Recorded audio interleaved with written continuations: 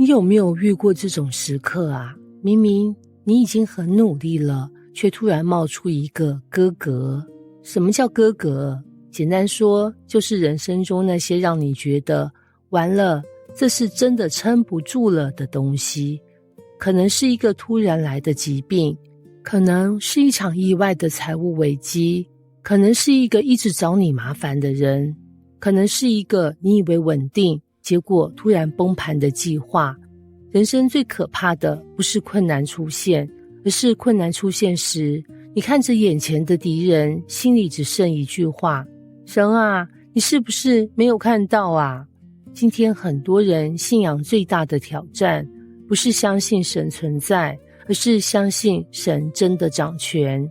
因為當問題來的時候，我們第一個反應通常不是禱告，而是打開手機搜尋如何解決人生危機，甚至禱告完還是忍不住補一句：神啊，我知道你會幫忙，但我先自己處理一下。這就是人的矛盾，嘴巴說交給神，手卻抓得比信用卡還緊。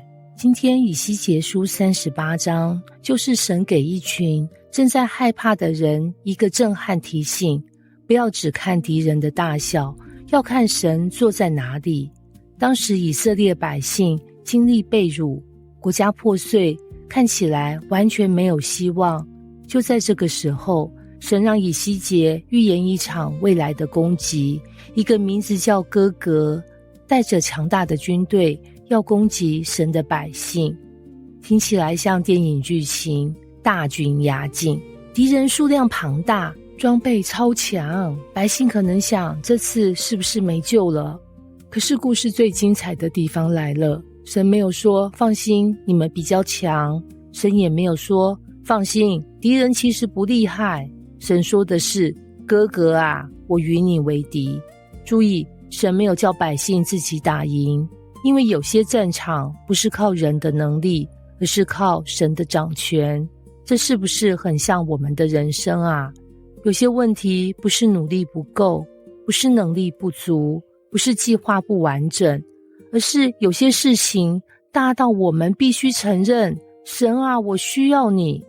可是人最常犯的錯，就是把自己放在神的位置。我們像一個小學生搶着開飛機，駕駛艙坐着神，我們卻說，神你休息，我來開。結果飛5分鐘就開始尖叫，為什麼人生這麼顛簸？問題不是飛機壞了，問題是我們不該坐駕駛座。然後呢，神讓哥格聚集，看起來好像敵人越來越強，但神的目的不是讓百姓害怕，而是讓全世界知道，真正掌權的是神。這是一個非常重要的信息，因為我們常常以為事情順利代表神同在，事情困難代表神離開。但以西結38章告訴我們，有時候神允許風暴出現，不是因為他失控，而是因為他要彰顯他比風暴更大。就像父母教孩子騎腳踏車，孩子第一次騎出去，爸爸手放開，孩子回頭一看，爸爸你怎麼不扶我？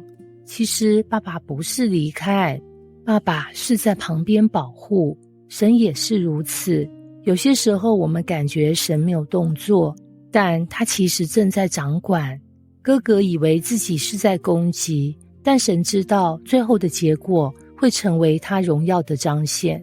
這給現代人一個很大的提醒，不要因為眼前混亂就以為神失敗，不要因為敵人聲音很大就以為神沒有聲音。很多時候問題最大的聲音並不是神最大的力量。你的焦慮可能很大，你的壓力可能很大，你的敵人可能很大，但神比他們都大哦。今天很多人活得很累，是因為每個人都在跟哥格戰鬥，跟工作焦慮戰鬥，跟別人的眼光戰鬥，跟自己的過去戰鬥。可是神邀請我們，不要只盯着戰場，也要看掌管戰場的那一位。因為信心不是否認困難，信心是在困難中知道，困難不是最後一句話，神才是。以西結38章最後給我們最大的盼望，神會讓人知道他是耶和華。換句話說，人生所有風浪，最後不是為了證明我們多厲害，而是讓我們看見神多可靠。所以今天，如果你正在面對一個巨大問題，不要急着問這個敵人有多大，先問我的神有多大。因為哥哥看起來很強，但神一句話就能改變整個局勢。金句：人生最大的危機不代表神失去掌控，當敵人看似無法戰勝時，神正在證明他仍然坐在寶座上。